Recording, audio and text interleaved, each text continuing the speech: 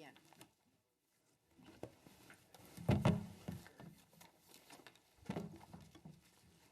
Put my phone on airplane.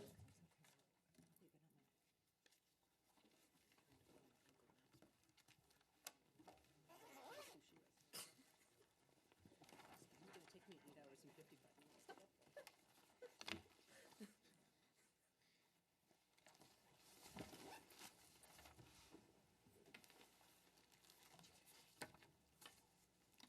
Okay, I'm getting the green light from Bilal Said, our head of policy. So I think we should get started. Thank you all for coming to this afternoon's panel. Today we're going to talk about enforcement cooperation on the competition side. You've just heard in the break before lunch about cooperation on the consumer side. It has very different nature on the competition side. So we'll be talking about that this afternoon. I'd like to introduce my panelists briefly, starting with, going in alphabetical order, Nick Banasevich. Nick is from the European Commission's DG Competition, where he heads the unit that covers IT, internet, and consumer electronics. And so we've had the very good fortune to cooperate with Nick on a number of cases. Next to Nick is Marcus Bezzi. He is the Executive Director at the Australian Competition and Consumer Commission, where, among other things, he oversees all of the ACCC's international engagement. So I also have had a great time working with him, even though very often the calls were extremely early for us and extremely late for him. And we still have a terrific relationship. Then we have Fiona Schaefer, who is an antitrust partner at Millbank LLP. She has practiced on both sides of the Atlantic, so she brings a unique perspective in that sense, and has a lot of experience in multi-jurisdictional mergers in particular. And then just to my left, I was a little thrown off because I thought it was alphabetical, and that's why it was. You didn't look like Jean, and anyway. So Jean Pratt, who is Senior Deputy Commissioner from the Canadian Competition Bureau. She oversees their abuse of dominance and mergers and non-cartel horizontal conduct matters.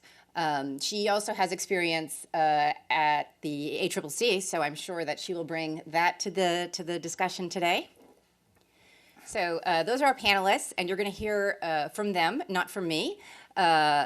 Just by way of background, a lot of the cooperation issues that that are relevant to the competition enforcement discussion were addressed in this morning's session. And so we'll try to get into a little bit more granular level so that we don't repeat what was discussed this morning. Just, I guess, to set the stage and thinking about cooperation in general, we engage in enforcement cooperation for a number of reasons. Often we find that it will improve our own analyses. It allows us to identify issues where we have a common interest. It allows us to avoid inconsistent outcomes. And perhaps most importantly, for the outcome, to coordinate remedies. And so with that in mind, I have asked the panel to start off. We're trying to understand the strengths and weaknesses of enforcement cooperation, get some advice for the FTC. So before we delve into specific questions, I've asked each of the panelists to deliver the headline of their story. What is your elevator speech? Starting with Nick. Thank you, Maria. Thank you to you and to the FTC. It's really a great pleasure to be here and hopefully share some interesting insights. My elevator ride is 27 floors up, takes about half a minute, so I don't know if that's how long I've got, but I think my 5-second message is don't neglect cooperation. It can really bring benefits. Of course, I think the first instinct that we have and what we're responsible for by definition is our own jurisdiction, and the bread and butter of that is doing individual cases, and that's what we focus on. That's, as I say, the bread and butter of our work. Beyond that, we have our policy, guidance, soft law role, which is complementary to the actual case enforcement. And I think my core message, and hopefully I'll illustrate it during the panel, is, although you're not going to necessarily spend the majority of your time, although you might spend a lot in an individual case on cooperation, I think it's try and really, in terms of what agencies can gain and benefit mutually, don't view it as an add-on activity that is something extra that you have to do. It can really bring organic benefits to either an individual case, and hopefully I'll give some examples, and also to policy, to avoid misunderstandings, to converge where possible. And it's really something that should be fostered and over the years, and I've known Maria and her colleagues and colleagues at the DOJ for many years, and it's really very useful in terms of building trust, facilitating relationships and understanding where each of us are coming from. So from my perspective, I had very good experiences over the years, and I will give some more insights as we go on. Thanks. Marcus? Well, if Nick's been standing next to me in the elevator, I'd say I agree with all of that. I'd also make the point that was made a lot this morning, that commerce is now more global than ever, and indeed that's a trend that's significantly enhanced by the digital economy. And the corollary of that is that enforcers have to respond to the pace of change and globalisation by working more closely together. We have to be more joined up and timely.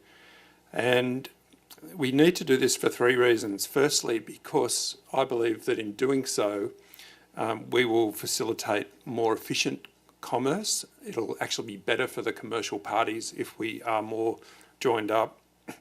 Secondly, it'll make us better at our jobs. We'll be more effectively able to police compliance with the laws in our jurisdictions.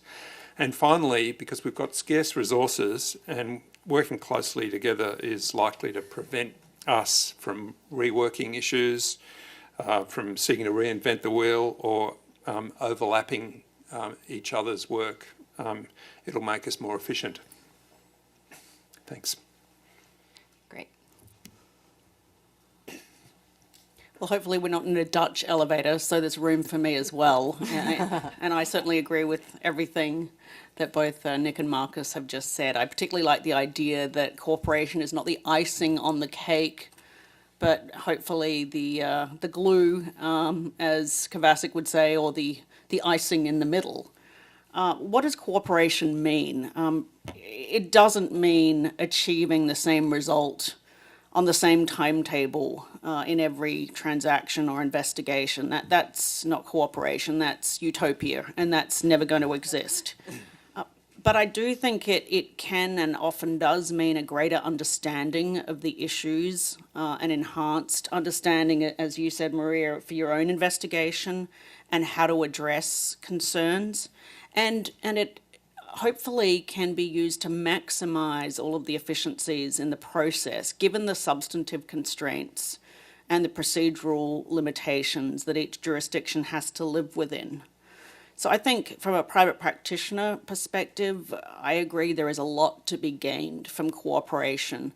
And I would love to use this panel to talk about practical ways that we can enhance cooperation, again, using Kovacic's informal human glue analogy, more at that human level than at the formal procedural MLAT kind of level that I think we've all worked with or had our frustrations with over the last decade or so, and have found that it is these informal connections and understandings that have facilitated greater cooperation more than the very formalistic process.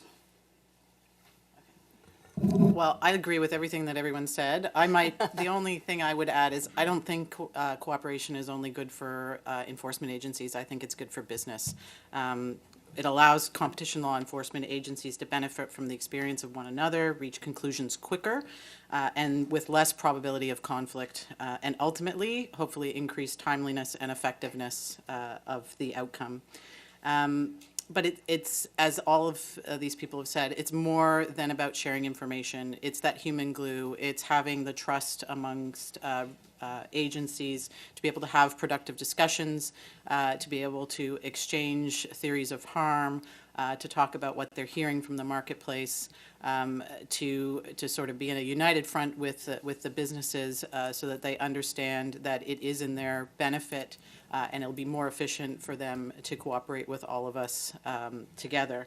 And so I think the result, hopefully, is that investigations aren't longer, are more focused, and the probability of outcomes being conflicting outcomes is minimized. And ultimately, for all of us, the predictability, consistency, and effectiveness of outcomes across jurisdictions is maximized. The Canadian Competition Bureau, as you heard from Commissioner Boswell this morning, and as you heard from some of my colleagues from the RCMP, I think Canada generally is a strong advocate for international cooperation, and we're always looking for opportunities to cooperate further, including with respect to not just merger cases, but unilateral conduct cases as well. Thanks, Jean. Okay, so there's a lot of human glue. So, you know, we seem to all agree that there's a lot of great things that come out of cooperation. Cooperation is very important.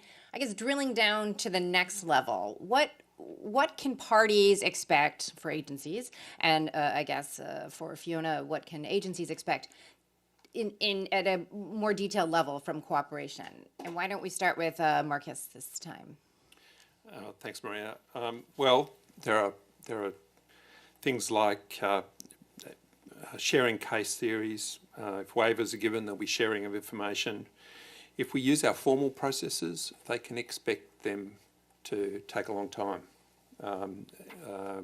In our experience, MLATs, well, I'll just relate one story. We used an MLAT in a criminal matter recently and were absolutely stunned to get a result from the process in 1 year, or a little bit less than 1 year. That's the fastest that anyone can ever think of.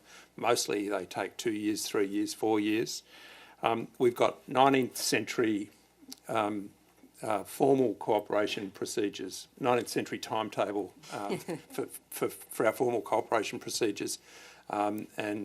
So really we spend most of our time on the informal. And I must say, I listened to some of the sessions this morning and heard people talking about the IOSCO MMOU. I was very envious hearing about how quickly their processes work. They really do seem to operate at a more reasonable speed, given the speed of commerce today. I should say that in mergers, the informal cooperation works extremely well, and we don't have to rely upon the formal a lot of the time in Australia. We use the processes to coordinate remedies, and people can reasonably expect us to do that in a fairly efficient way. And I think that is a good aspect of the current system. Thanks. Jean, do you want to? Sure. So, I mean, we cooperate very closely with the Federal Trade Commission and with the U.S.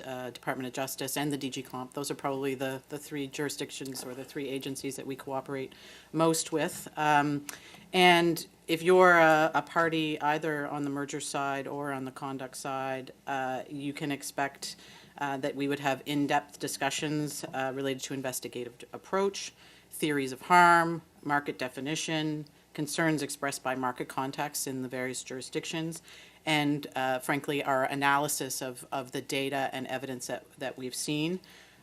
In some cases, you will see us do joint market interviews, joint market contacts. We'll have sometimes joint calls with the parties, and we'll coordinate that interaction with the parties to make sure that the risk of uncertain or conflicting messages is minimized. And where cross-border competition concerns are identified, you can expect the Canadian Competition Bureau to engage agencies in remedy discussions, and because we need to make sure that those remedy discussions are considered in the broader context, including the need for remedies in one or more jurisdictions, and whether a remedy in one jurisdiction may actually be sufficient to address concerns in another, so that we may not need our own consent agreement in Canada. We also look at whether a common monitor should be appointed, or looking at the consistency of the language around preservation of assets or hold separate arrangements. And in some cases, that cooperation for the Canadian Competition Bureau may ultimately lead to us accepting a remedy that is proposed from a sister agency. And it can, where appropriate, ensure the most efficient and least intrusive form of remedy for market participants. So we do cooperate very deeply with our agencies, and that, again, is based on a strong foundation of trust that has been built over 20 years of cooperating with the counterparts with whom we cooperate most frequently. Thanks, Jean, very much. I'm very sorry to have to ask Nick to add to that because I think you about covered the universe. But Nick, what do you think that parties can expect from cooperation? And thinking specifically about your perspective from a shop that deals with conduct matters. I agree with everything so far. So Okay, just can we be clear? You guys have to disagree at some point. This would be like dreadfully boring. in the post panel, perhaps. No, but I think, as Jean said, and perhaps, and this is something I think we'll develop, perhaps there's a difference in terms of incentives in conduct and mergers. Most of my experience in terms of what parties have incentive-wise is in conduct. I've worked on a few mergers where the incentives have been aligned. We've had issues with parties where sometimes they don't want to give waivers in conduct cases because they feel that will somehow be not beneficial to them. That's of course their prerogative. My personal view is that actually, if they've got a good story to tell, there's no issue with giving a waiver because it's precisely those things that we can discuss openly with them and with our colleagues, our sister agencies. But I think exactly the kinds of things that, whether or not there's a waiver, because I think even if without a waiver we're able to, from our perspective in terms of what we can gain, talk about theories of harm in the abstract, in general levels, test theories, test realities. So I think if we're doing that anyway, there is an interest for parties to give us a waiver. Again, that's my personal view. But as I say, we've had some cases where we haven't had waivers. To switch in terms of because I think we do have that responsibility ourselves to parties, and again, maybe it's more in mergers that it happens that they have these incentives where they're aligned in terms of timing, coordination. In terms of what we can expect as an agency, just to develop a bit what I was saying at the beginning, I think again, it's not that we must always dream of having the uniform solution worldwide. We all have different legal traditions, different systems. Having said that, I think where we can achieve at least a high-level convergence where possible, I think that's something that is desirable. So I think we, in terms of both policy development and then when we're doing cases, I think it is invaluable, and we each have a lot to gain in terms of, again, coming back to some of the things I said in terms of case specifics, theories of harm, making sure that we've got a reality check on whether something is correct or not, testing these theories with each other, and if appropriate, moving the cases forward in the same or similar direction. If not, at least understanding the background to where we're each coming from and why we may take a different approach. And I found that invaluable over the years in many cases, and I'll develop that a bit later. Thanks. I think that the last point you mentioned, this idea that the effects of case cooperation are not just contained to the case itself, but to a longer-term story of deepening the understanding between agencies is really important. Fiona. Sure. Well, I think from the parties' perspective, and my comments are primarily in the context of merger reviews, the goals or what can realistically be achieved from cooperation include reducing duplicative effort, reducing the burdens of investigation, convincing the agency through cooperation that just because there is a hill there to climb doesn't mean that everyone has to climb it. One can climb and report, assuming, of course, it's a similar hill. We hope to have consistent, if not identical, outcomes, and that includes, where possible, hopefully convincing an agency that they don't need to have the same remedy as everyone else just because someone else has a remedy. We don't have to have every jurisdiction reviewing believing that it needs to have its pound of flesh in order to believe that it's conducted an effective review. And that, of course, involves some levels of trust between the different agencies as well, that the enforcement of a remedy in one jurisdiction is going to be sufficiently robust to protect others. And, you know, that may not always be the case, and it may vary by jurisdiction.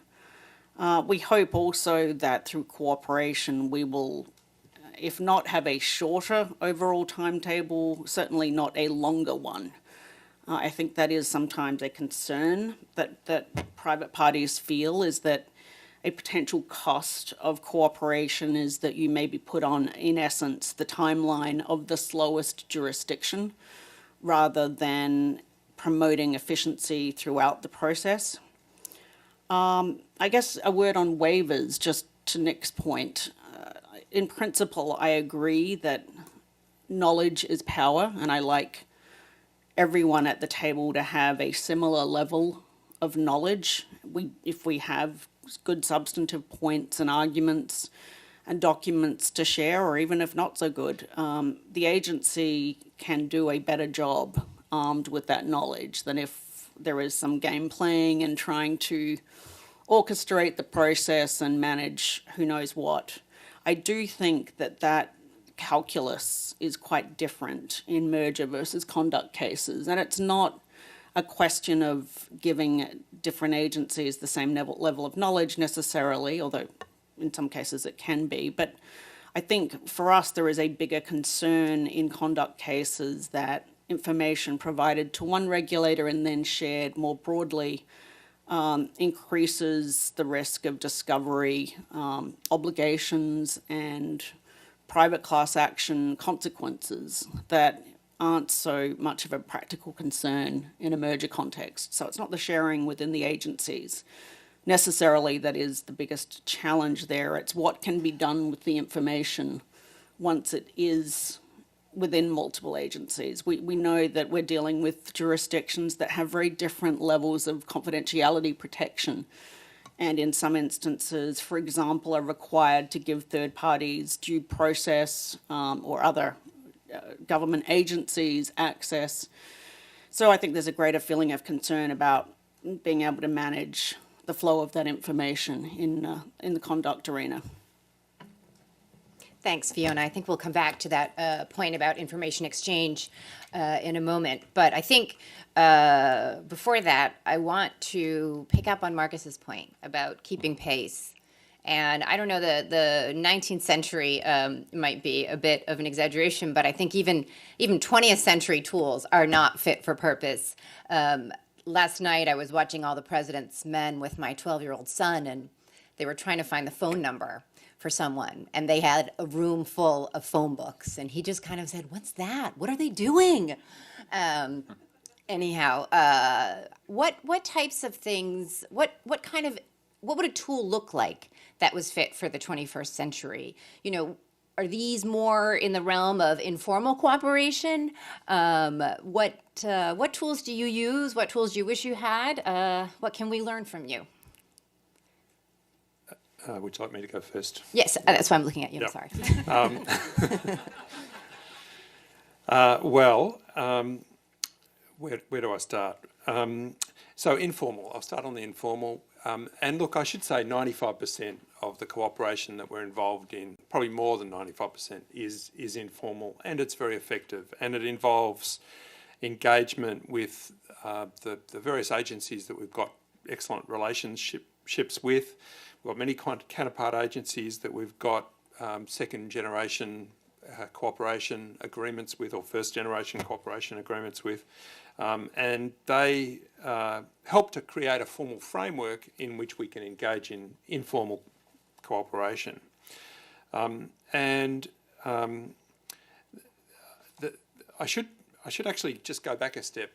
The formal arrangements really do enhance the informal. We have a very formal arrangement with the United States. We have a treaty with the US. I think we're the only country that has a treaty, an antitrust cooperation treaty with the US. We rarely use it. I think the number of times it's been formally used, you could probably count on probably less than two hands. But I believe that it promotes the use of waivers. It promotes the cooperation of witnesses, cooperation of parties with our investigations, and it really facilitates and creates the atmosphere in which informal cooperation works very, very well. So what does that actually mean? It means that we can have case teams that have regular phone calls if we've got a common investigation or we're investigating common or related issues. We can talk about case theories. We can talk about practical things like when we're going to interview common witnesses. We can talk about lines of inquiry that have not been successful, that have been a waste of our time, and suggest to each other that, perhaps don't bother going there, it won't lead anywhere, or actually look here, it's a better place to look. Those sorts of discussions happen between case teams, and they are really valuable. The exchange of information when we've got waivers, confidential information when we've got waivers, is very, very useful. I should emphasise that we very, very rarely, in fact I can't think of a single occasion that we've done it using a waiver, but we very rarely exchange evidence. I can think of 2 cases where we've done that using formal processes. If we want evidence, we will go to the source and get the evidence from the source if we possibly can. It's much more valuable to us that way anyway. So I think you said what would be better? Well, some of the processes that exist under IOSCO, and indeed exist under the antitrust treaty that we have with the US, where we can ask counterpart agencies to compel testimony. We can ask counterpart agencies to compel the production of evidence or production of information, and to do so in a very timely way, to put in a request that can be responded to in days or weeks rather than months or years. Those sorts of things are things that we aspire to. We get a lot of it informally. I should emphasise that. I don't want to understate the importance of the informal, but having a more formal framework which would enable more of that, and I think they have in the IOSCO context, would really be a facilitator of even greater informal cooperation. I think we heard on the Consumer Protection and Privacy panel that some of that investigative assistance is already happening on that side. So it's very much so. Yeah. Since many of us have it housed in the same agency, you'd hope that we can have that transfer over to the competition side. Jean, could you pick up a little bit on the informal cooperation point and tools? Yeah, I'll try not to duplicate because I again agree with everything Marcus said. And I think what I would say is it only works, those informal cooperation tools, again, only work if you've got trust in the legitimacy, the competence, the candor, and frankly, the ethics of your counterparts in the other agency. And you can't develop that necessarily in the context of just having a case discussion. You've got to take the time to have the conversations, to understand different frameworks, to understand how they go about doing their work. And frankly, that in our experience has led to us getting to learn some of the lessons from our colleagues so that we don't have to repeat the same mistakes. And hopefully we've also shared some of those with our foreign counterparts. So some of the mechanisms that we used outside of sort of informal cooperation on a case to try and do that are the case team leader meetings that you heard Commissioner Boswell talk about this morning, which I find incredibly useful because it is our officers who are doing the work that are leading those cases that will take some time out to talk about how they do their work, what issues they are facing. Sometimes it's about talking about a particular case development or a lesson learned that they have from their jurisdiction. And that builds relationships amongst our staff. It builds trust. It builds confidence in our counterparts' abilities as economists and lawyers doing the same type of work. Exchanges are another another tool, and as was mentioned this morning, I am the very lucky candidate who got to go to the ACCC for a full year and see how they do their merger work. And I benefited greatly as an individual, but I also, I think, benefited the Bureau, because we got to see not just how a particular case unfolds, but how you actually manage the organization, how you do your work, what tools you use, and frankly, seeing how something can be so different in some areas, but there's a lot of commonality in the analysis that we do in mergers. We loved having you too, Jen. It was great having you. It was a tough winter in Ottawa, I gotta say. The other thing that we have found valuable is taking some time out, maybe more publicly, to have workshops on particular issues. The FTC and the DOJ and the Competition Bureau in 2018 had a joint workshop on competition and residential real estate brokerage. And we had 8 years of litigation in the real estate industry surrounding the use and display of critical sales information through digital platforms that wasn't resolved until years after the U.S. But because we had taken so long, there'd been a lot of evolution in the law and the economy. And so some of the lessons that we learned along the way were also informative to update since the fight in the U.S. So the only other formal thing that I think I would say, not the informal, is we have a gateway provision in the Canadian Competition Act, Section 29. So when we're doing mergers, we don't ask for waivers in Canada. As long as we're working on a case and we feel that that cooperation is necessary for enforcement of the Competition Act in Canada, we feel that that gives us the ability to have that conversation with our counterparts. So if you, I think this would be particularly useful in the unilateral conduct side, where you may be looking at different incentives. The merging parties want to get through our process as quickly as possible. They, I think, have come to see more of the benefits of our cooperation to get them where they need to go to with less conflict and quicker results. But that kind of a gateway provision could allow us to have discussions on the unilateral conduct side, because the discussion's only as good as the two-way communication allows. So that's... Thanks. That the senior level exchange, I think, would be a big hit here if the destination was Australia. But I guess kidding aside, it's interesting because what you learned there, you're coming back and you're in charge, so you can actually implement the changes. So that must have had a terrific effect. Okay, Nick, just thinking a bit more about cooperation in the in conduct investigations. I almost said antitrust investigations because I was looking at you. What kind of practical experience tips do you have that you'd like to share?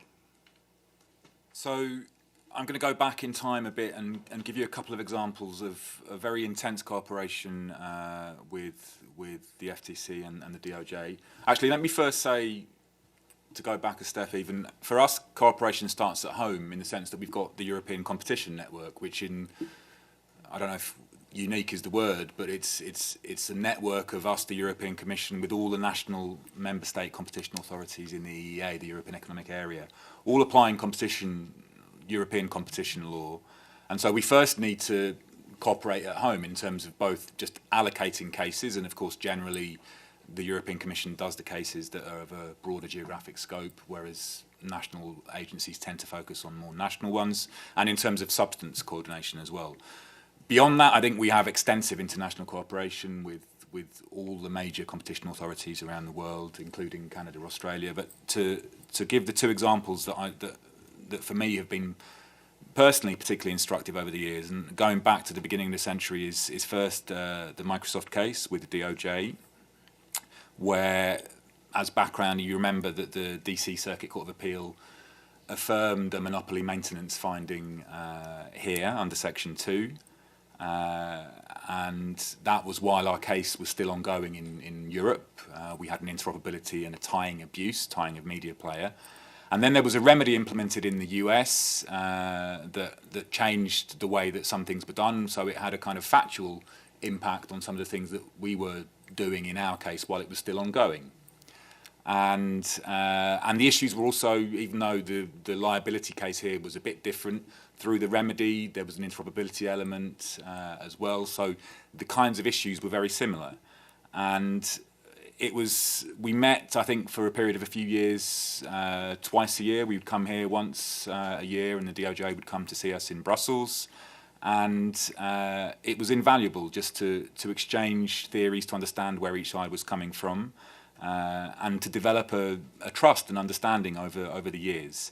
So I think it's fair to say, even though the issues were different, there wasn't always perfect agreement, but it was a relationship that we valued and that really brought a lot in terms of understanding where we were coming from, and in my view at least, having a solution that whilst not necessarily exactly the same, didn't lead to an overt situation of conflict, which again, as in my view, was greatly facilitated by these contacts.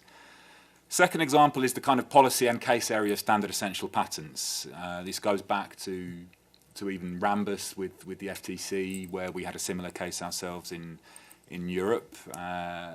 But more generally and more recently, or 6 years ago, I guess, this issue of injunctions based on standard essential patents. The FTC, I think it's 2013, you had the consent decree with Motorola, and we had a prohibition decision against Motorola a year earlier on the same kind of issue. And again, take a step back or try and remember, this is a very, I don't know if novel's the word, but it was a controversial area of law, and perhaps it still is. For us in Europe at least, we adopted a prohibition decision which said that injunctions against willing licensees based on standard essential patents, where you've given a commitment to license on FRAN terms, are an abuse.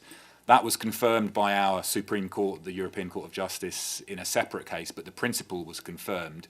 But it was, and still is, a subject that attracts a great deal of attention and a great deal of controversy. And there were many people, and that debate still goes on, but there were many people saying, how can you possibly do this? There are still some people saying that. But against that background of that, again, I'm not sure if novel is the word, but very complex, important issue, it was really invaluable to have both the case coordination with the FTC on Motorola, where we had regular contacts in terms of meetings and calls, and then also on the policy level with both the FTC and the DOJ, where essentially we were on the same page in terms of developing this policy and this approach towards how we deal with this specific issue of injunctions based on standard essential patents. And I think particularly because it was an area that was so complex and controversial, my personal view is that we all mutually benefited from being able to really share these experiences and insights. So those are two examples, and there are many more, but it's really, for me, a manifestation of just concrete case teams talking to each other regularly, being open, exchanging ideas, evidence if appropriate, if you have the waiver, and it's been a great benefit. Yeah, I think the interplay of the case level and the policy level is a really good point that really deepens greatly the discussion and understanding. Fiona, we've heard kind of rah cooperation, and lots of pluses on cooperation. You've talked about how cooperation doesn't mean getting to the finish line at the exact same time. What are some of the practical limitations on cooperation from a private practitioner's perspective?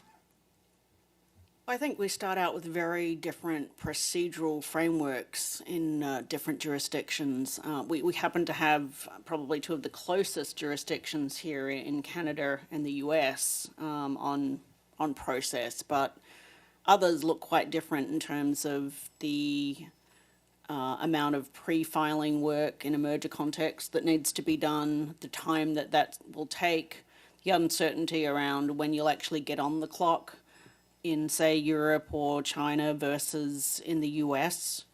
And all of that leads to, in many cases, if not an impossibility, certainly, all of the stars would have to align for the timing to actually be the same.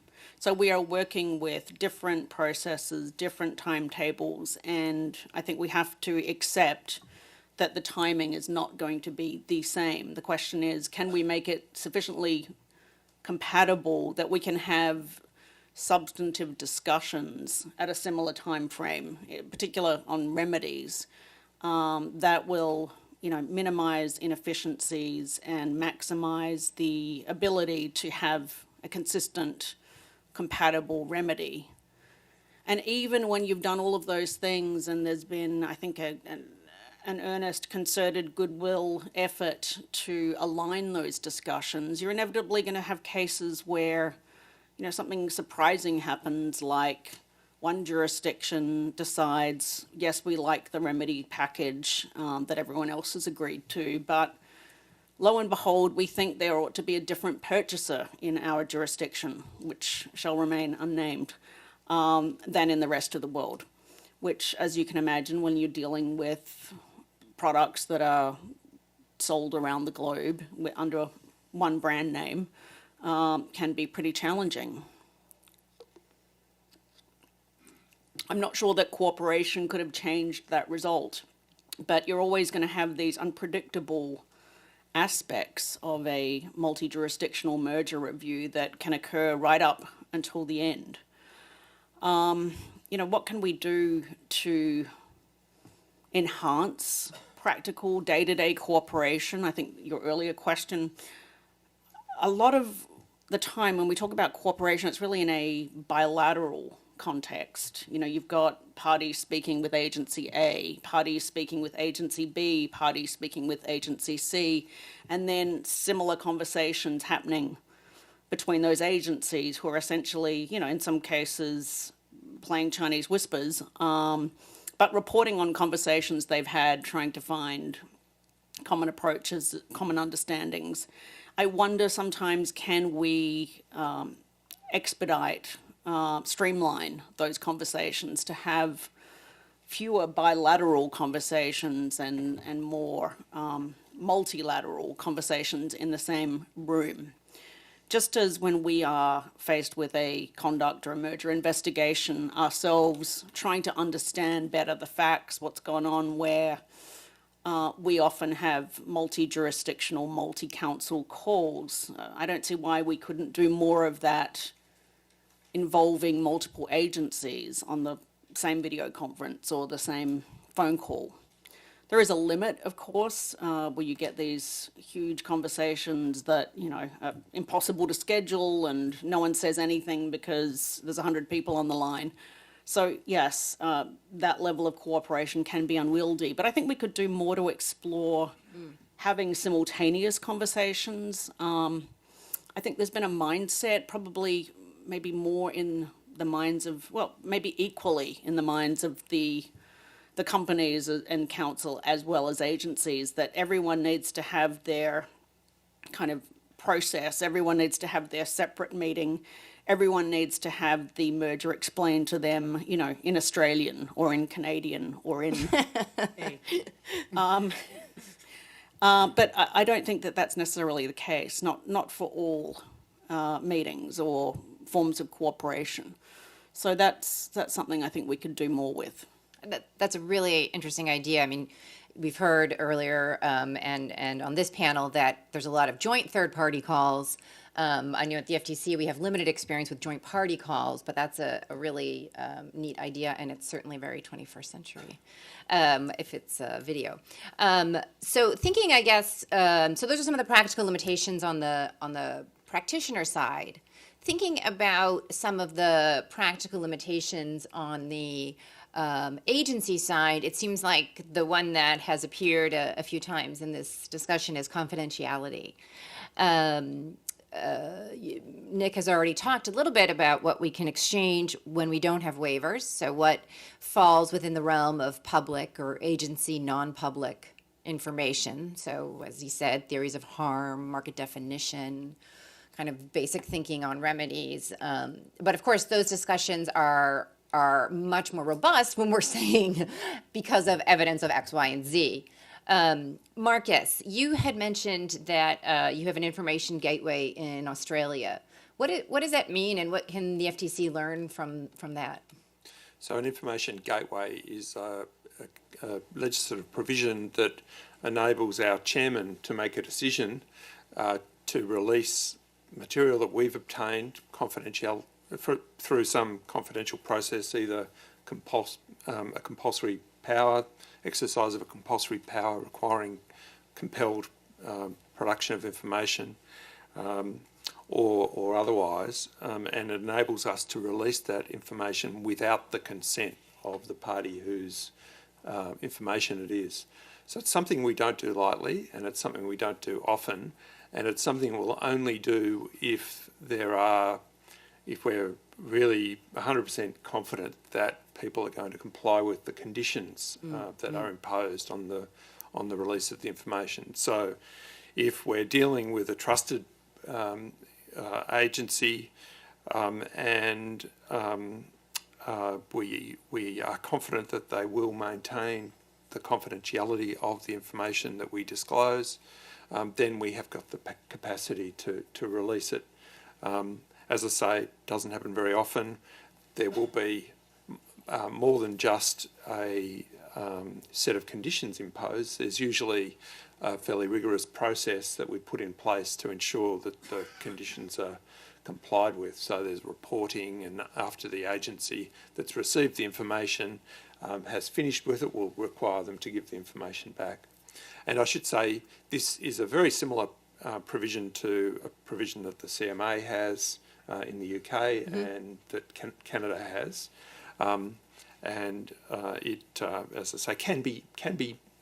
It's more useful in being there than in being used, if I could put it that way. Thanks, Marcus. I think, Jean, I'll have you answer next because he's just talked about your information gateway. Does this have an impact on kind of target parties, third parties, willingness to provide information, and what kind of notice do they get before you share the information? What are some of the consequences? Yeah, I mean, with great, we have to take that very, very seriously. So when we're using our gateway provision, we have very transparent policies to stakeholders. It's written in a confidentiality bulletin what the conditions of sharing are. Every time we do a market contact, it is disclosed to that market contact that we do have the information gateway, that we may use it obviously in an international merger context, that we may share it with our counterpart agencies and discuss it where they have waivers. So I think the lesson for us is transparency is really important to maintain your reputation, because without our reputation to maintain the confidential information, we won't be able to do our job, and the effectiveness of our agency is diminished. It's fundamental, frankly, to how we do our job. So in our confidentiality bulletin, we do set out the conditions quite clearly. And we do say that we will seek to maintain the confidentiality of information through either formal international instruments or assurances from a foreign authority. And the Bureau also requires, as a condition, that the foreign authority's use of that information is limited to the specific purpose for which it was provided. So our information gateway provides that we can use it for enforcement of the Act, which for us means if we're working on a common case with an agency with whom we have a foreign or an instrument, and we've got those certainties, that's when we will do so. Where there's no bilateral or multilateral cooperation instrument in force, the Bureau does not communicate information protected by Section 29 unless we are fully satisfied with the assurances provided by the foreign authority with respect to maintaining the confidentiality of the information and the uses to which it will be put. And this, again, is where trust becomes key for us. We're not going to put our reputation and our effectiveness on the line if we are not certain that those conditions will be satisfied. In assessing whether to communicate the information in the circumstances, we do also consider the laws protecting confidentiality in the requesting country, the purpose of the request, and any agreements or arrangements with the country or the requesting authority. And if we're not satisfied that it will remain protected, it is not shared. And likewise, when foreign authorities are typically communicating confidential information to the Bureau, they are doing so on the understanding that the information will be treated confidentially and used for the purposes of administration and enforcement of the Act. I should mention, too, we do have another provision in our Act which ensures that all inquiries conducted by the Competition Bureau are conducted in private, and that provides some legislative certainty that it will be maintained in confidence on our end. So I guess I would say the gateway for us, while similar to Australia, I think has been used a little bit differently. And that mostly is the result of practice, our transparency, the market having a lot of faith in our practices and procedures to maintain confidentiality. And without it, I don't think it would be as effective. Thanks very much. Nick, turning to the European Commission, I mean, you have sort of the highest level of information sharing and investigative assistance with the ECN. And you also have things like the second generation agreement that you have with Switzerland. Do you want to share a little bit about your experience with those? Sure. Again, the ECN is, again, I don't want to say it's the highest level of cooperation, but everything is open there. There's automatic transmission of everything. There is, I mean, that's a consequence of what the EU or the EEA is, in a sense. So it's critical that we share upfront information just about who's got what case so that we can allocate them most efficiently and to coordinate on issues of substance, because we're all applying the same law. In terms of outside the ECN, outside the EEA, as a general point, I think the main issues have been outlined in terms of maybe there being different incentives. I'm talking outside Switzerland, which I'll mention briefly now, in terms of different incentives maybe between mergers and conduct. I take Fiona's point about a concern about disclosure in another jurisdiction. I understand that. I think the instances that I've referred to in some conduct cases have rather been a concern about not wanting agencies to discuss theories of harm even. So that's a different thing. And in terms of Switzerland, actually, I think it resonated. I mean, we have a second generation agreement with Switzerland, which means in practice that we can transmit evidence between us without consent. Obviously, we're talking about where the same conduct is being investigated. And what we found, and this resonated when Marcus was talking about it, is actually we haven't needed to invoke those provisions, and it's actually encouraged that framework and maybe the trust or the mechanics of how things work have encouraged information provision without needing to use the formal provisions under the agreement. So I think that's an interesting point. Yeah. Fiona, you've touched on this a tiny bit already, but can you bring out a little bit some of the concerns that agencies might have either about these types of agreements or about granting waivers in the non-merger context? What are some of the red flags? From a merging parties perspective or from an investigated parties perspective? From both. Yeah. Look, I think there is, certainly in terms of the exchange of confidential information, as opposed to permitting agencies to discuss case theories, I think there is an understandable sense that if an agency really needs that kind of information and has the right to obtain that kind of information domestically, then they should just ask the parties for it directly, rather than get it, it sounds a bit pejorative, but through the back door. I do think on the merger side, the incentives are greater to provide it anyway. But I think also at the same time, the actual exchange of confidential information is relatively rare, and I think its use is overrated. I think the biggest benefit that I've seen from cooperation from a private party's perspective, and I suspect this might be the agencies might agree with this, is just being able to discuss the case, the theories, the investigation, the legal analysis, the basic understanding of how the products work, what third-party concerns are without, revealing any confidential information. And all of that dialogue I've found in all of the deals I've worked on, and maybe I've just been lucky, but I can't recall a single case where we facilitated cooperation and we suddenly found that Agency C, that had been going on its normal course of business and investigating without, big concern, suddenly had a new theory of the case that was going to put them into an extended review.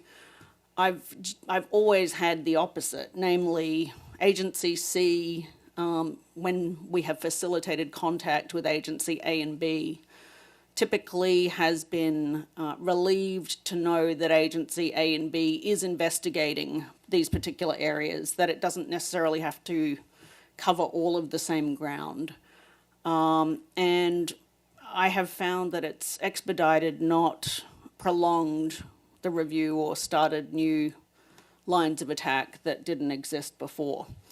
And I think that could also hold true, although it's less tested in conduct cases where some of the theories of harm are just more wacky or radical. And I think agencies that have been at it for a longer period of time in that investigation or generally may be able to help other agencies understand, what are the real issues here? What are some of the false paradigms or paths that, we looked at 5 years ago but discovered really weren't productive. Right. Sometimes that thinking can go the other way too. The learning can go the other way. I think I want to circle back to your point on forbearance, but before I do that, does anyone have any reactions to what Fiona was saying about information sharing and thinking of it as a backdoor way when it's done, the confidential information between agencies? Well, I think it's, I guess my perspective, I've never seen that risk become realized, because each of our agencies are very concerned about the confidential information that we have.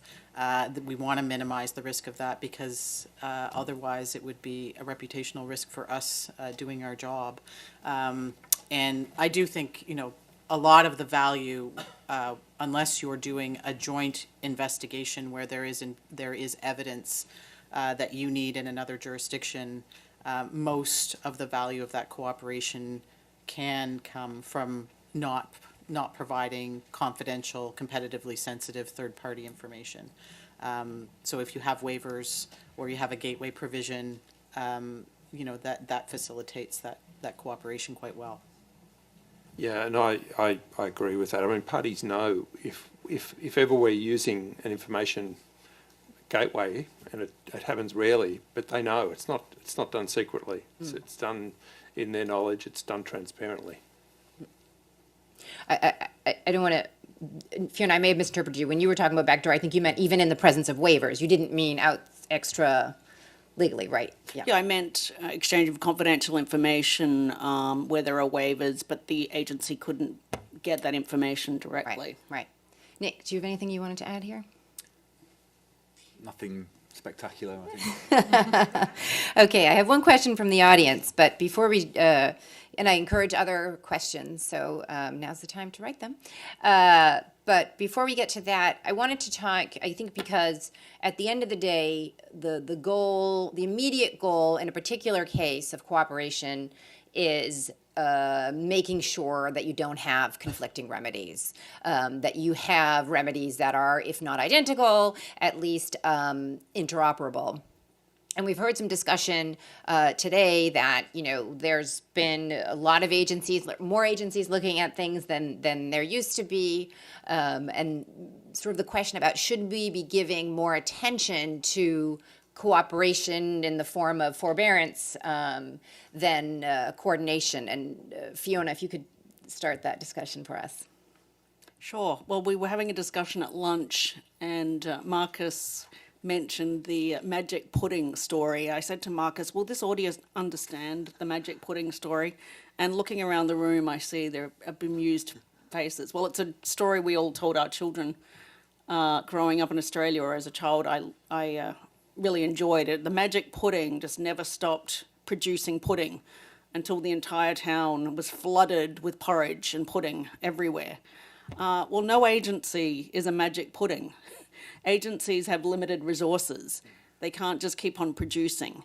And I think from an agency perspective, as well as from the party's perspective, one always ought to ask, what are the incremental benefits of this additional investigation we're doing over and on top of what 5 other agencies are doing?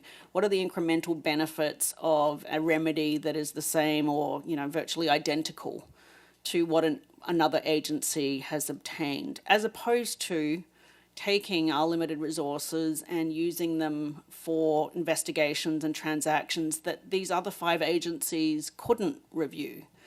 And it's been interesting to me just to look at how different agencies have been allocating their resources over time.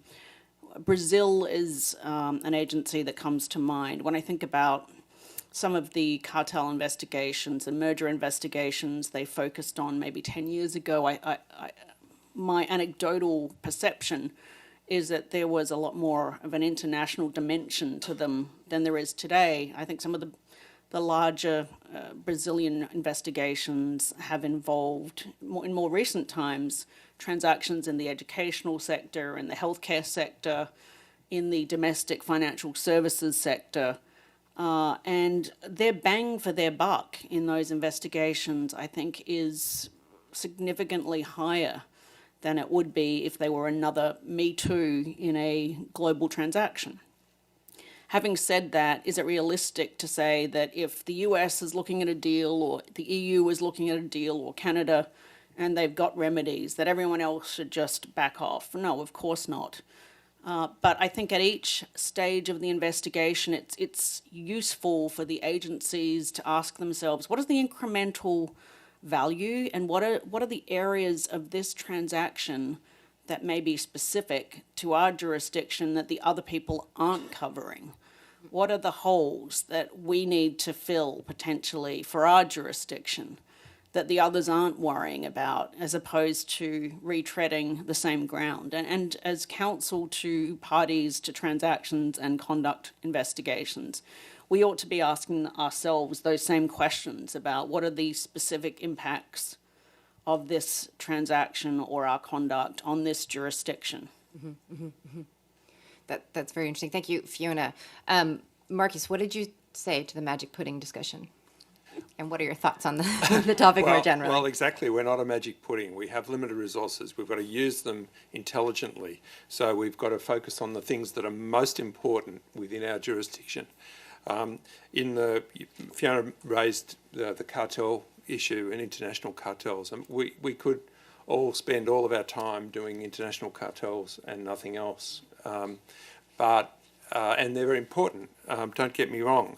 Many international cartels have a big impact in Australia, but we've explicitly said in our enforcement and compliance policy, which sets out our priorities for enforcement and is adjusted each year, that we will focus on international cartels that have an impact on Australians and Australian consumers. It's the detriment in Australia that is the focus. If there's no detriment in Australia, then we'll let other agencies deal with those cartels.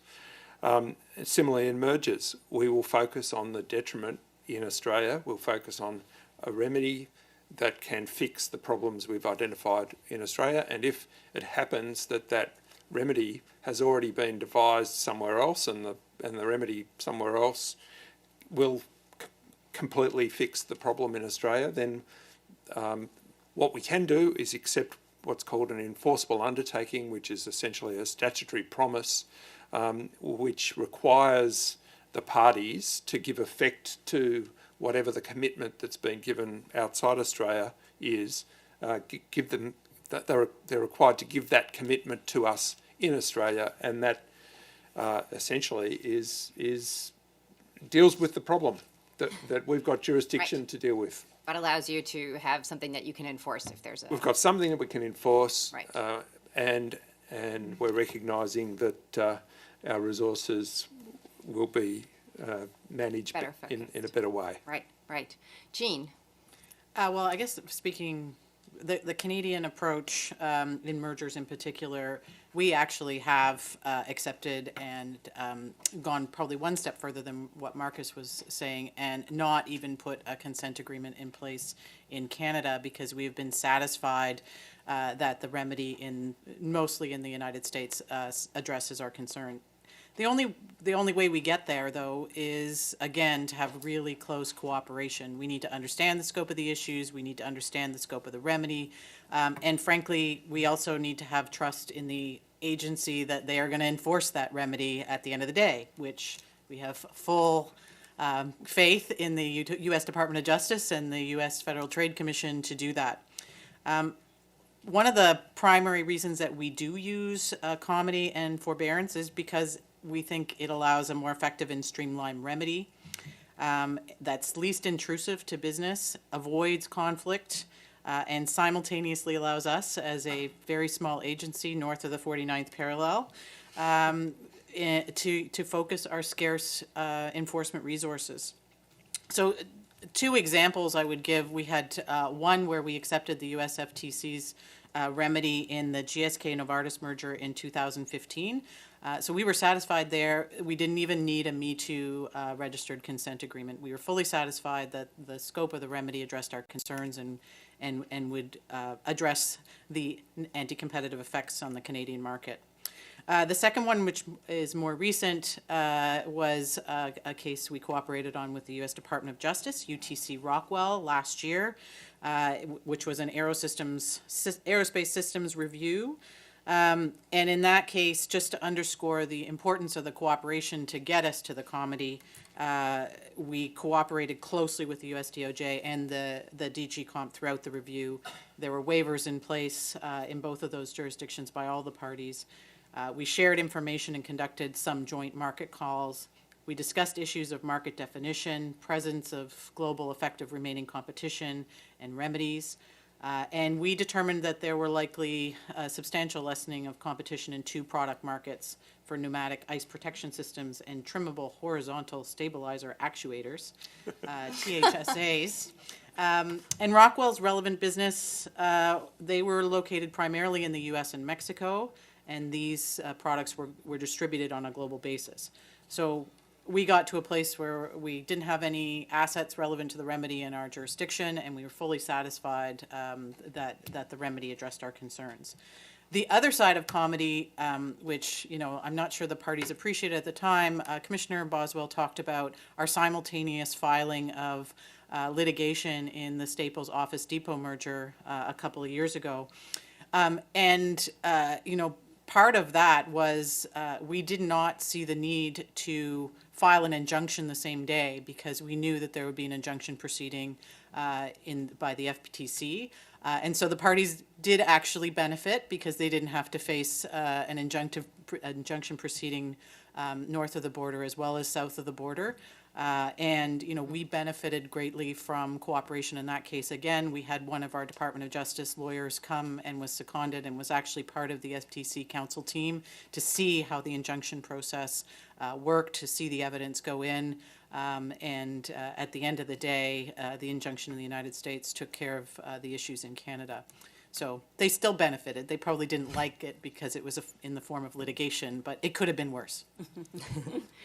In GSK Novartis, it's interesting, we did a lot of trilateral calls in that case with the EC, Canada, and the US, and that's not obvious in a pharmaceutical case where you expect the markets to be very different. But certainly in trying to understand the markets, I think the third parties were very happy to have 1 call and not 3. So that's an interesting case. Nick, we haven't heard from you yet on remedies coordination or forbearance. Is there anything you want to add? First thing I want to say is I'm going to look up after this panel what a trimmable horizontal actuator is. I think there was I was going to say that's what you need cooperation for. It takes 3 agencies to understand there that. was another adjective there as well, but anyway. For us, if you look at mergers and conduct, of course, we have an obligatory notification system in mergers once you reach certain thresholds, and we have to reason every decision, whether it's a clearance, a remedies, or a prohibition. So there's no discretion as such in that sense, but of course there's great benefit in the cases that we're looking at more closely, and we've got many examples, some have been mentioned, in terms of coordinating on the substance, on the timing, and if appropriate, the remedies and the potential impact and how that might read across. Where we have the discretion in terms of choosing which cases we do and which cases we don't, with scarce resources that any public body has by definition, is a number of things, but not least the impact, the potential impact in our market, in our jurisdiction. We're responsible for a jurisdiction of 500 million people. So I think it's likely, if we believe that there is an issue in that market, that we're going to want to look at it more closely, even if there are similar investigations going on or not around the world. So I think that's the first thing to say. That being said, I think I understand as well the argument that, particularly in the sector for which I'm responsible, the high-tech sector, companies operate globally, so the issue is raised, well, could you have different solutions in different jurisdictions? I actually think that this risk of divergence is somehow overblown in terms of just perception. It's not that this is going around willy-nilly in every case, in every sector. I think that's slightly a perception issue, and actually more generally illustrates my core point in the benefits of really having upfront, preemptively, with partner agencies, discussions about the approach to be taken. Again, it's not that one can or need guarantee precisely the same outcome given the differences possibly in even conduct. I mean, some of our markets are national for some of the products, even if the companies are operating globally. But I think there is a great benefit in this upfront shaping, sharing thoughts to the extent possible, minimise the risk of divergences. We have a question from the audience about the ongoing investigations of the tech platforms. The EC, the JFT, the Japan Fair Trade Commission are already investigating these firms. What's important to effectively investigate, including cooperation? Another question, what you can expect from the FTC, but as I'm not a speaker but a moderator, I think I will punt that to what can you expect from the investigating agencies. And Nick, according to this week's Economist, you guys are the determinators. So I'm going to let you answer that question. Is that a type of actuator? Yeah, you've got these. There's these big guns and sledgehammers. What was I'm not allowed to say anything about ongoing cases, so. Right. What was the question was how can I think the question is how can those agencies effectively investigate what kind of joint? I think I have to go back to my examples from the past. I think that's the most instructive thing that I mentioned too. There have been others where in the US and in the EU in particular, the same cases, the same issues have been looked at. In some we've had waivers, in others we haven't. But I don't want to monopolise the last 2 minutes and 30 seconds. Right. It's really been of tremendous use, and it's my opening statement. It's not an add-on. It can really, for these big cases where they're very important, sensitive, and you want to get it right, that there's just a great benefit in sharing experiences, knowledge with colleagues who have the same, who want to get it right as well and get the best result. And so. Right. It's a very good thing that we shouldn't have as just a bolt-on.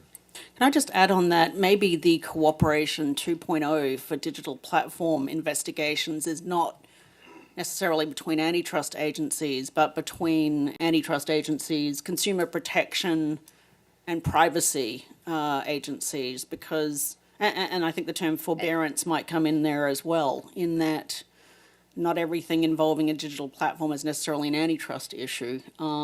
And we certainly have a lot of intermelding of privacy and consumer protection concerns, as we see with the Australian ACCC report, and how do we, jointly investigate those issues, or maybe have antitrust not be the primary investigation and enforcement mechanism there. We are very close to the end of the session. So I guess Marcus and Jean, starting with you, and if there's time, we'll move on to Fiona and Nick. What are your last words of advice for the FTC in the area of enforcement cooperation? I'm not sure I have advice. I think, as you've heard, I have found, or we have found, the gateway provision in our legislation to be particularly useful. And, it might be interesting to consider that in your context and whether it's appropriate. And I would just want to lastly say thank you very much for having us here. And I know the FTC can continue to rely on the Canadian Competition Bureau's commitment to continuing to build upon the solid cooperation foundation that we have, and in particularly dynamic, fast-moving markets that we have today. I think the business case for cooperation is only getting stronger, and will only get better from here. So I won't advise the FTC, but the advice that I give to the ACCC is that we need 21st century cooperation and mutual assistance frameworks. Thanks. Nick, Fiona, anything to add? I've said it all. I don't want to repeat. I think don't underestimate it, use it, and benefit from the interactions and the knowledge that you can have with colleagues. Well, thank you all very much for your insights. These have been tremendous. Coming into the panel, I wasn't sure I would learn anything since I spend most of my day engaged in enforcement cooperation, but I did, so bravo. Thanks to you. Thanks so much for participating, and I think we'll move on to the next panel now.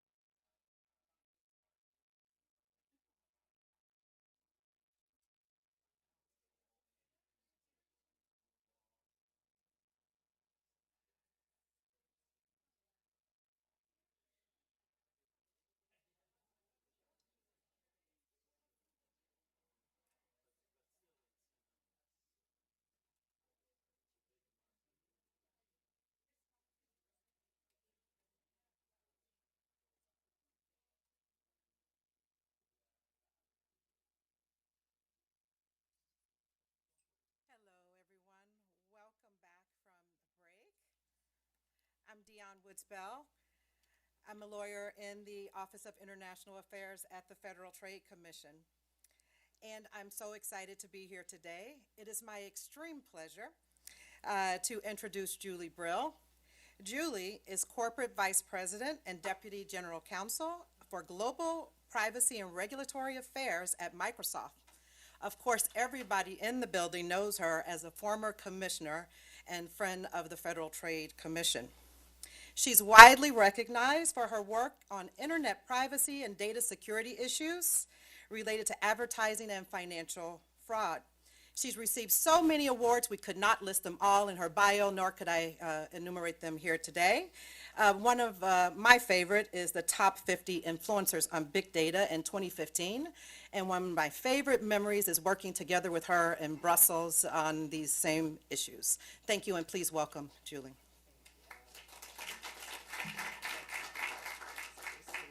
Thank you, Dionne. I remember that event too, and it was great to work with you there.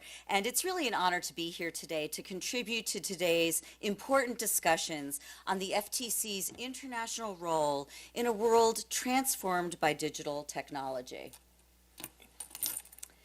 I'm particularly excited to begin this session today that focuses on artificial intelligence.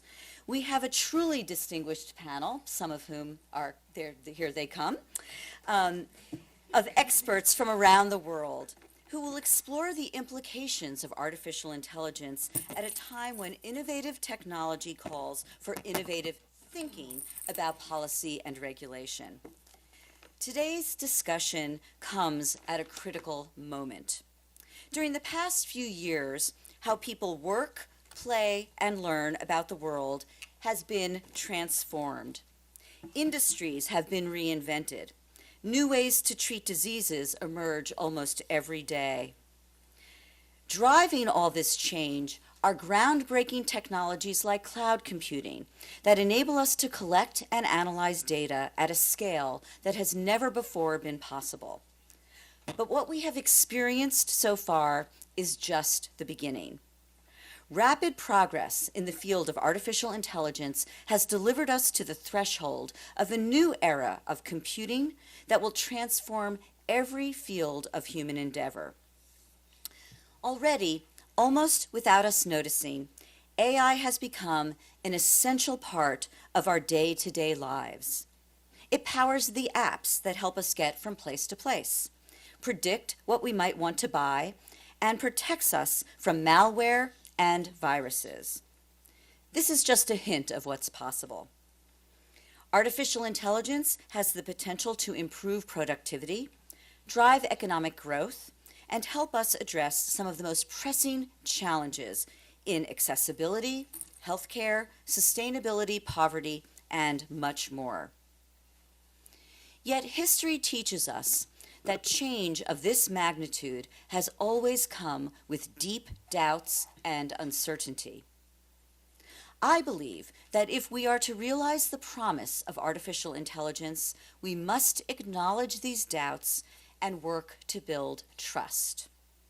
Trust that technology companies are working not just to maximize profits, but to improve people's lives. Trust that we use the personal data we collect safely, responsibly, and respectfully. But as we are learning the hard way in the technology industry, trust is fragile. In the wake of the Cambridge Analytica scandal and the spectacle of tech industry executives being hauled before Congress to answer for their business practices, people wonder if technology and technology companies can be trusted. The truth is that technology is neither inherently good nor bad. Cloud computing and artificial intelligence are just tools that people can use to be more productive and effective, basically the equivalent of the first industrial revolution's steam engine. But it is also true that because technology has never been more powerful, the potential impact, both positive and negative, has never been greater. So where does trust come from? It begins when companies like Microsoft, that are at the forefront of the digital revolution, acknowledge that in this time of sweeping change, we must consider the impact of our work on individuals, businesses, and societies. Today we must ask ourselves not just what computers can do, but what they should do. This means that there may be times when we have to be willing to decide that there are things that they should not do as well. To guide us as we weigh these decisions at Microsoft, we have adopted 6 ethical principles for our work on artificial intelligence. It starts with transparency and accountability. We know that trust requires clear information about how AI systems work, coupled with accountability for the people and companies who develop them. We believe strongly in the principles of fairness, which means AI must treat everyone with dignity and respect and without bias. Our 4th principle encompasses reliability and safety, particularly when AI makes decisions that affect people. We also are strongly committed to the principles of privacy and security for people's personal information. And we believe that AI solutions should be built using inclusive design practices that reflect the full range of experiences of all who might use them. Now, while these principles are at the center of every decision we make about artificial intelligence research and development, we also know that the issues at stake are simply too large and too important to be left solely to the private sector. Trust also requires a new foundation of laws. Here in the United States, right now, one area of the law demands our attention above all others. That area is privacy. Because so much of who we are is expressed digitally, and so much of how we interact with each other and the world is captured and stored in digital form, how people think about privacy has changed. For more than a century, our understanding of this most fundamental human right has been shaped by the definition set forth by the great American legal thinker and father of the FTC, Louis Brandeis, who defined privacy as the right to be let alone. That right will always be important, but by itself, it is no longer sufficient. Now, modern privacy law must embrace 2 essential realities of life in the digital age. The first is that people expect to use digital tools and technologies to engage freely and safely with each other and with the world. The second is that people expect to be empowered to control how their personal information is used. Whether we protect these 2 things is one of the critical challenges of our time. What we need is a new generation of privacy policies that embrace engagement and control without sacrificing interoperability or stifling innovation. This is why we were the first company to extend the rights that are at the heart of the European General Protection Regulation. And we extended those to our customers around the world, including the right to know what data is collected, to correct that data, and to delete it or take it somewhere else. And over the last year, we've seen the rise of a global movement to adopt frameworks that enhance consumer control mechanisms modeled on those required by Europe's GDPR. With participants here from India, Kenya, and Brazil, this panel of distinguished guests is a perfect illustration of this important trend. Brazil's General Data Protection Law, which goes into effect a year from now, includes provisions that extend new privacy rights to individuals and mandates new requirements for notification, transparency, and governance for organizations. All of these requirements that will be new in Brazil are tightly aligned with GDPR. In India and Kenya, new privacy laws modeled on GDPR are also currently moving through the legislative process. Here in the United States, the California Consumer Privacy Act includes provisions that give people more control over their data. And Washington State is considering legislation based on consumer rights protected by GDPR as well. As part of Microsoft's commitment to privacy, we offer a dashboard where people can manage their privacy settings. Since May of last year, more than 10 million people around the world have used this tool, with the number growing every day. I think it is telling that while millions of people around the world are using our tool, our data demonstrates that U.S. citizens are the most active in controlling their data. All of this should serve as a wake-up call for U.S. companies and the U.S. government.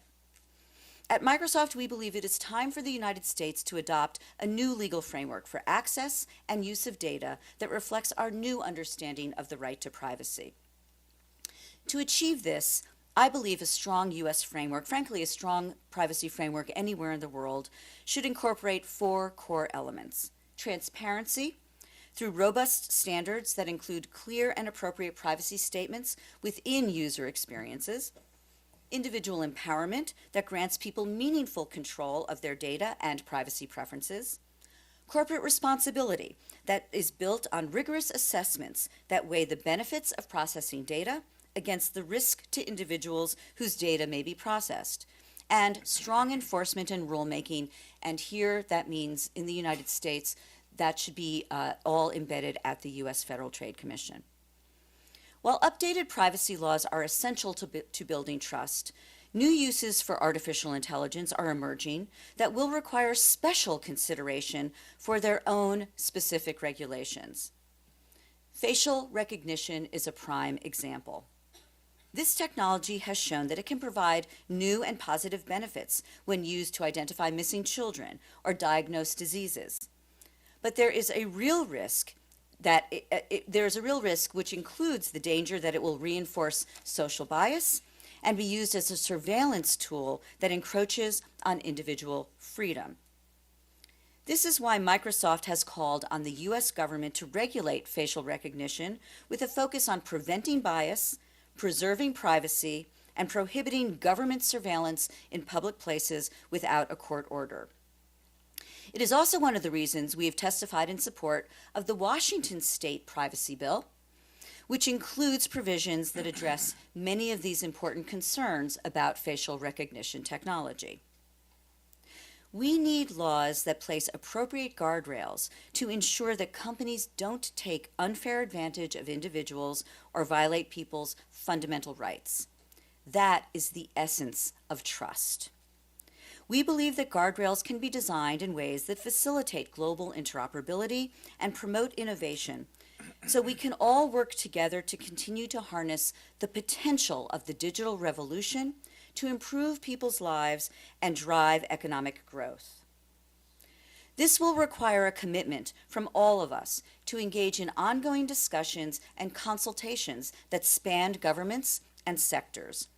This means it's essential for the U.S. government and its agencies, including the FTC, to engage in a broad range of discussions with other governments on digital issues, like we are doing with the honored guests here today.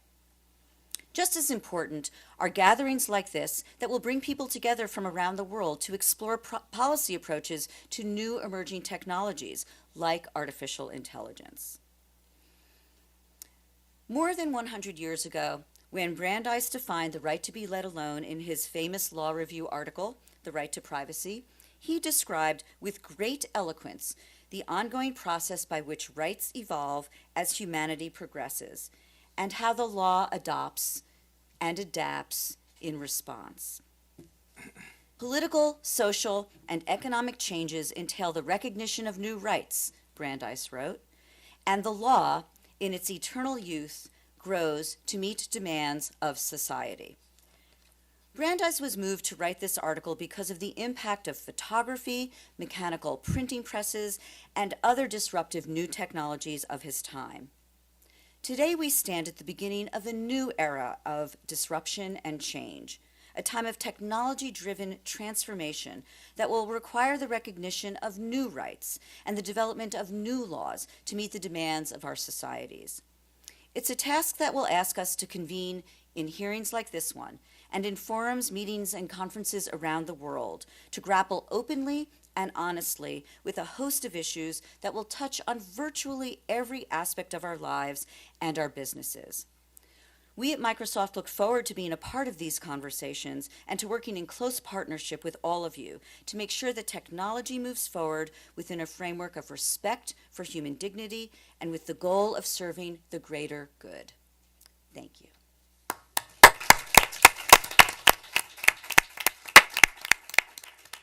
Thank you. Thank you very much, Julie, for those remarks. You outlined very well the tremendous potential of AI, and that's one of the reasons why we're here today to discuss them even further.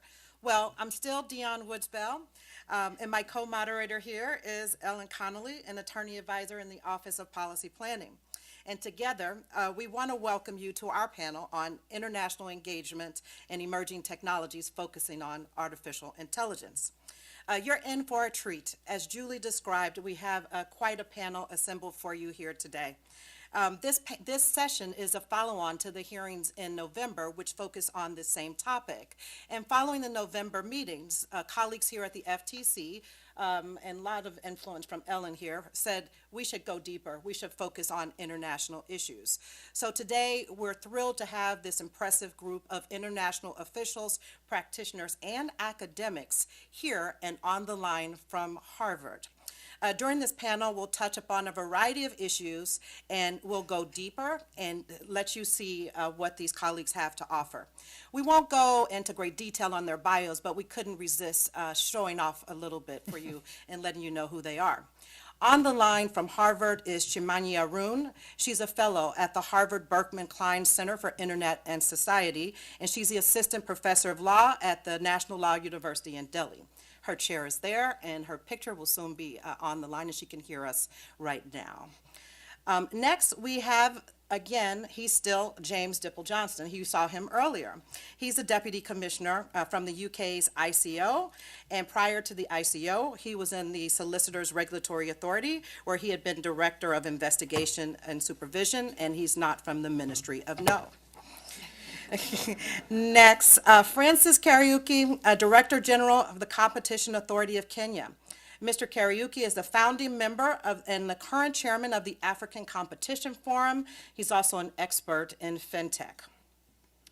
Next, over to Marcela.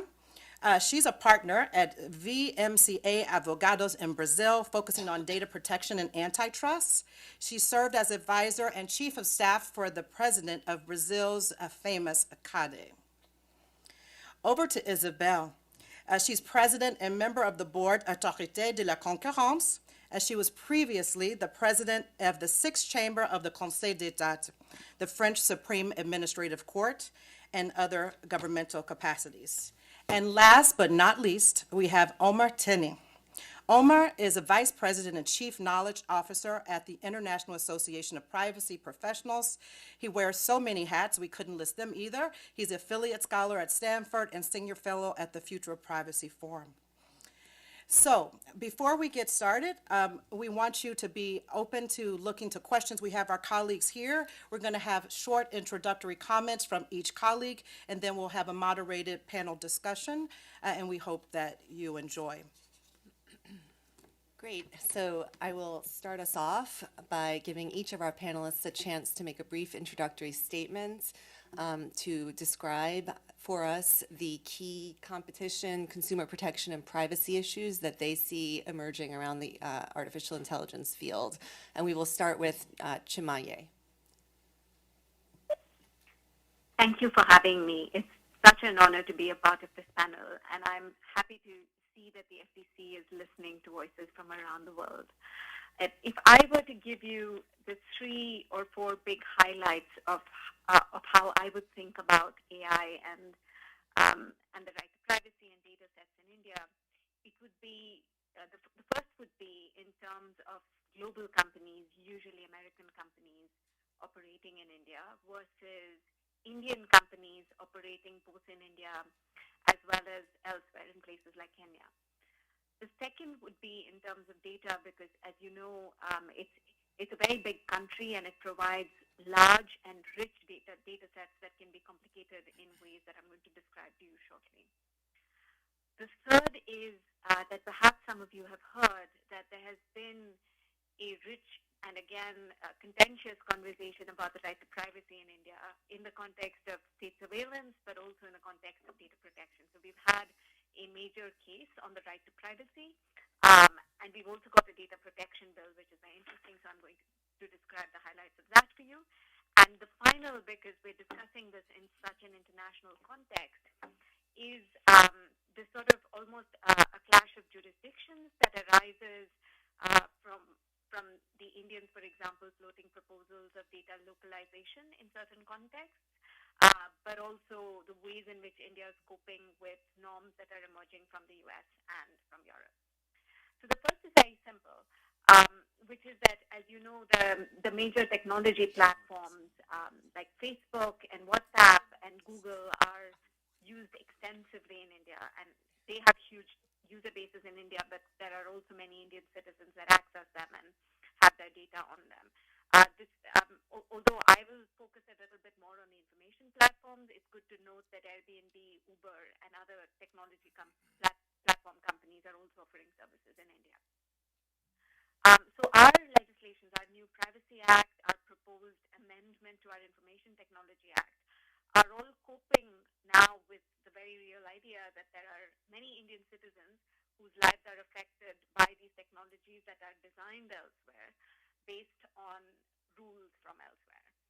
At the same time, they're also trying to keep Indian companies competitive because there are Indian companies offering similar services in India. Our Niti Aayog, which is sort of our version of the Planning Commission, has described India as the AI garage for 40% of the world. They've got a strategy paper on AI. As you know, the big data set question, it's complicated because, again, India is looking at it as a way towards machine learning, but there are also concerns of data protection and privacy that arise in that context. And the big tension really is that on one hand, the policymakers want to leverage this and harvest data and sort of learn from it. And on the other, of course, there's the question of the privacy rights of Indian citizens and especially of marginalized citizens, people who are not able to assert their rights in consumer fora. And the final, so none of this is law yet, but both in the proposed privacy legislation and in the proposed IT Amendment Act, the question has arisen of whether foreign companies with a sizable user base in India should be asked to localize data in India. So both these proposed legislations have suggested that these companies might be made to host their data sets in India. And I think that is also cause for concern if we're thinking about it from a privacy and data protection point of view. I'm going to stop here. I just wanted to flag all of this in case anyone has questions later. Thank you so much.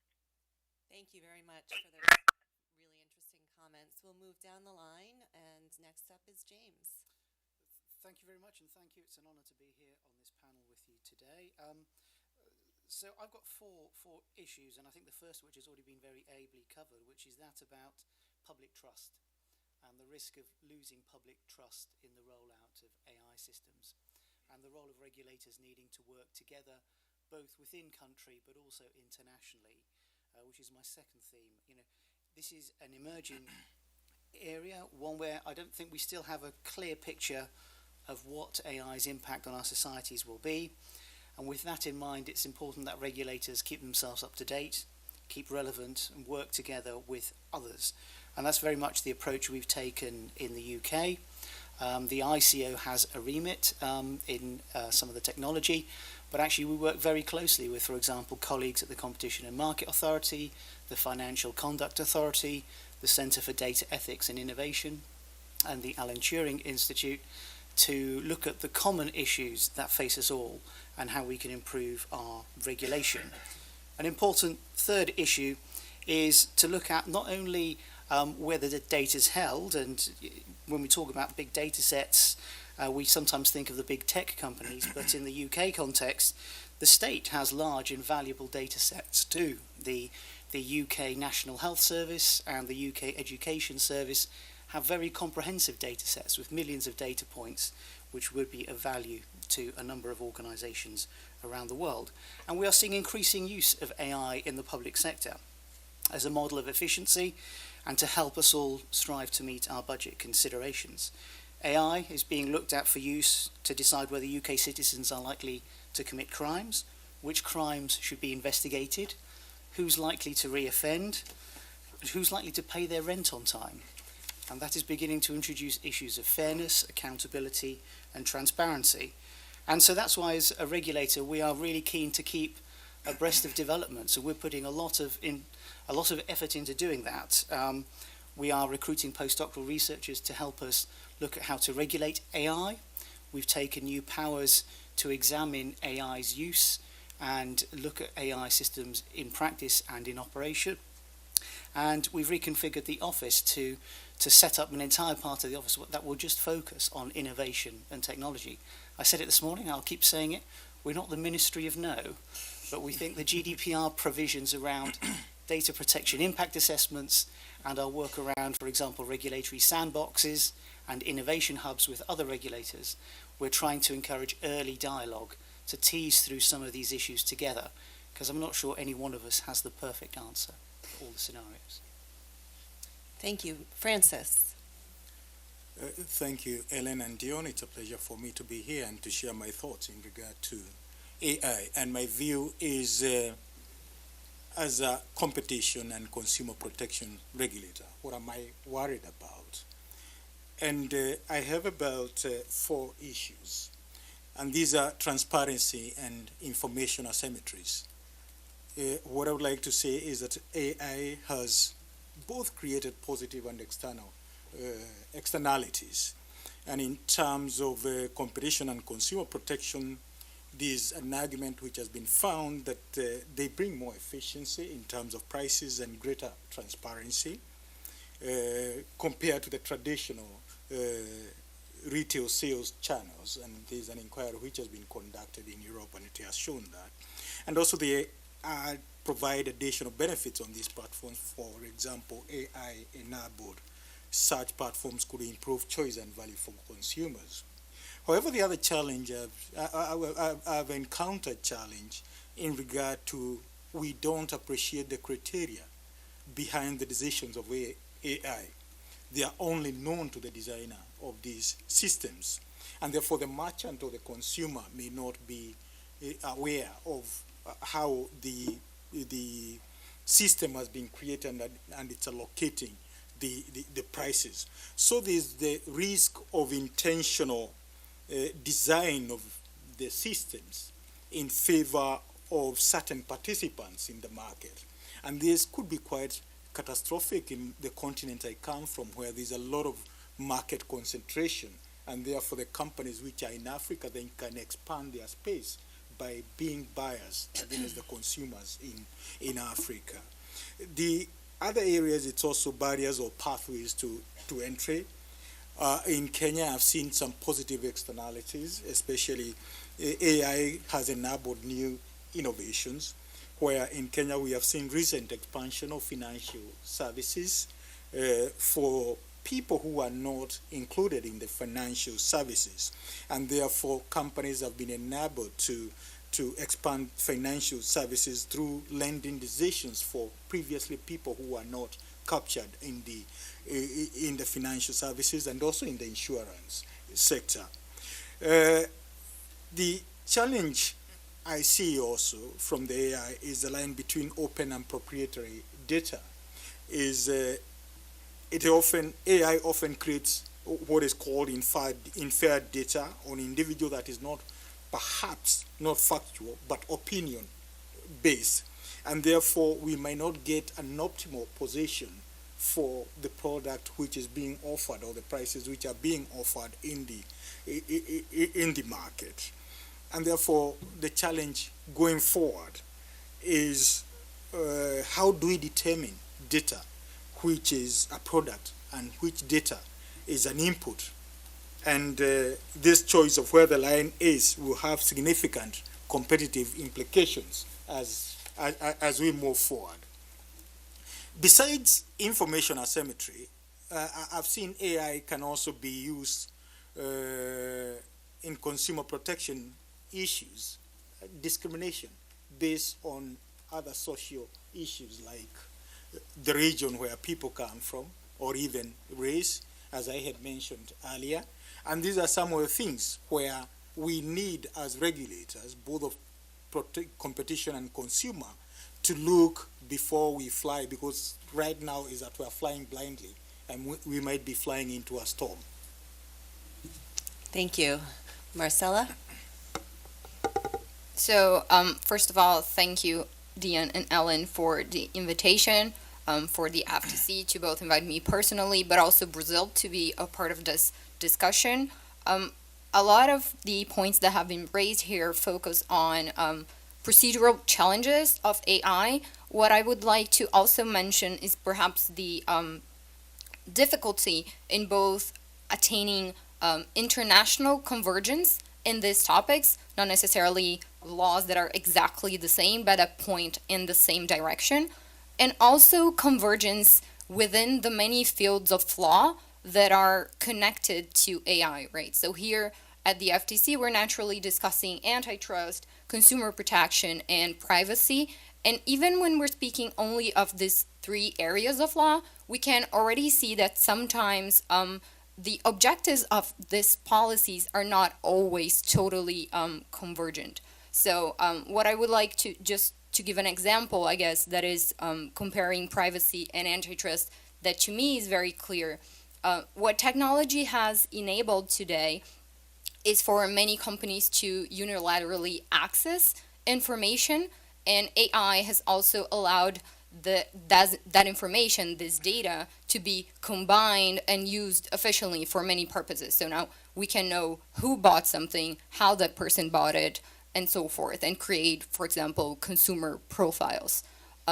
Perhaps from an antitrust point of view, one of the solutions to a potential problem of unilateral abuse of this information would be to share the databases with other companies, right? So we would have many companies that have the access to the same set of data, and therefore, of course, we can have problems of collusion, but leaving that aside, we would have a level playing field. If, however, we look from the consumer or data protection side of the discussion, we may come to a very different conclusion. And we may come to realize that perhaps consumers don't want their data shared across different platforms and shared across many companies. So naturally, both objectives pursued by either antitrust or privacy and consumer protection agencies. In the case of Brazil specifically, as I hope to make clear throughout my interventions, we are at very different development stages. When it comes to antitrust and consumer protection, we are much more developed. And as you may be aware, and former Commissioner Julie Brill already mentioned, in regards to data protection, our specific legislation was approved just last August 2018, and has not yet come into force. So building policy that brings all of these areas of law together in a coherent fashion to address AI challenges seems to be, to me, to be a particularly important goal and a particularly important topic for us to focus on. Thank you, Marcella. Isabel. Thanks a lot to the FTC for the invitation. I'm really glad to be here. I would like to say that for me, the main point is that we think data, artificial intelligence, algorithm are really key to the competitive process, and that is why we must look at it closely. Of course, those processes affect also the way the state is being run, or they also affect and they change society. But for us, the main issue is how do they affect the competitive process and the way companies do business. So what we see is that we really need to invest a lot more than before in understanding what is going on in the markets, in the companies, and also to use all our different tools, legal tools, to gain a better understanding, and also to give better vision to the market, and I will try to illustrate this with some examples. So first of all, we use sector inquiries. That is a tool that is common among agencies, but how do we use it? We really take a lot of time to understand a specific market that we deem to be interesting or a process. So that's what we did with online advertising last year, and of course we had very interesting dialogue and follow